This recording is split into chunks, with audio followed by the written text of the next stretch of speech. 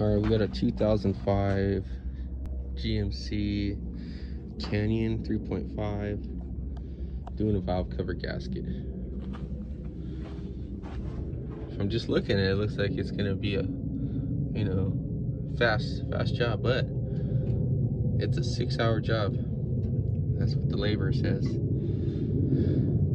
So I want you to go in here and completely destroy your knuckles and dig out all the intake manifold bolts, because the intake manifold just got to come back just a little bit, so you can get the two bolts out right there.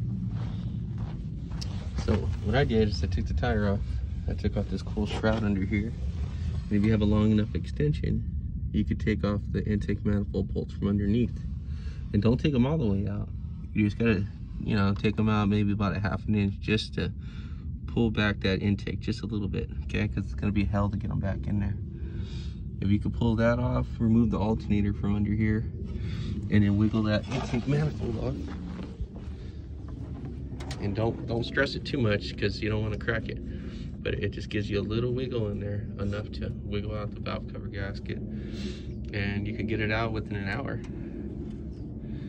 Probably shave the job, you know, 6-hour job into 2 hours, depends how you move. So hopefully that helps you out. Best of luck to you guys.